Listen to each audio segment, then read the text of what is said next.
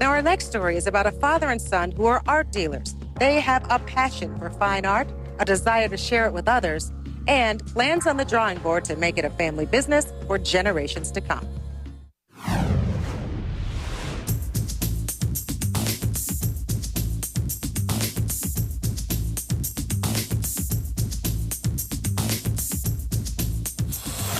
Just arrived from Paris. My name is Jumani Anamdi, director here at GR Anamdi Gallery.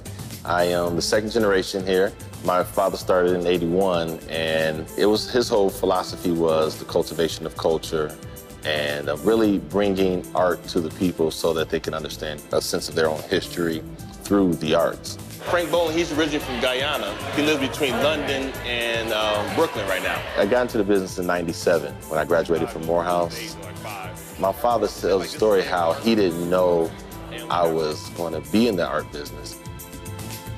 We were going to the graduation, and we looked at the graduation book, and under his picture, they asked, "What are you going to do next?"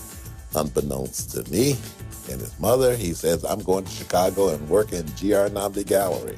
We're going to go back to Paris and talk to Vicente and see about getting a body of works there. And while we're there, probably go to London. Anamdi was a name that my parents chose when they got married. So it's my name, and it means father's name lives on. So that's kind of what we try to live by, you know. And also, I'll tell you one thing my father always says. He always says, don't reinvent the wheel. Now, in terms of family businesses continuing to grow and evolve, and my thing has always been just put some rims on it, you know. Keep trying to make it better. I'm looking at him saying, "You don't need those rims, by the way." It's like, you know, but again, I'm yesterday and he's today and tomorrow. What I like to do with the younger generation, or my generation really, is I really want them to have the experience of getting into collecting as early as possible.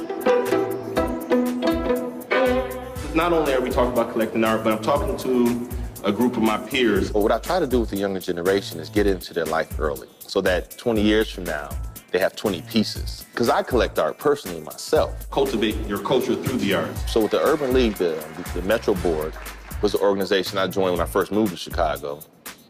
And I've always had events here for them, just giving people the opportunity. They think I'm just giving them the gallery, but I'm really also, it's important for them just to be around art. So going to a gallery is not a big deal.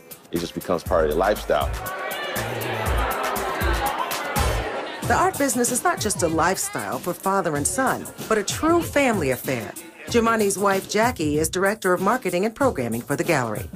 We need to send out another communication to them to let them know that my father-in-law is a psychologist, and based on his clinical research, he correlated positive mental health with art appreciation and living with art.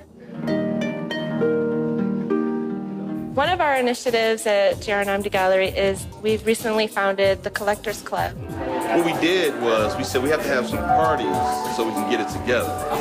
The Collectors Club is a forum for collectors to engage in the arts and also to socialize. We got an outdoor sculpture garden. Giving the collectors opportunities to meet the different artists in person and to just really take it to their understanding and appreciation of the arts to the next level.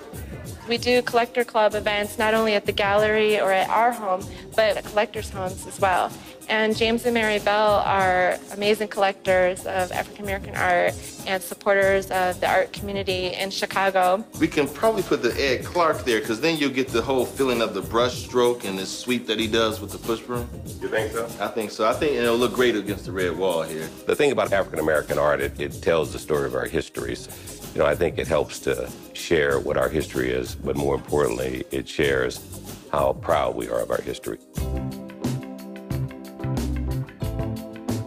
I think that when you start looking at large corporations, there's clearly not that many opportunities for us to establish a legacy. But when you start a small business and you grow it and you get your children involved in it, I think you have a real chance for having something that's sustainable and then really goes down as a legacy for your family. My hopes and dreams for the family business, this gallery, just continuing the business and having something that, for one, my father can retire from, something I can retire from. The same way we're preserving art for culture's sake, I want to preserve business for family's sake. So That's what I'm working on.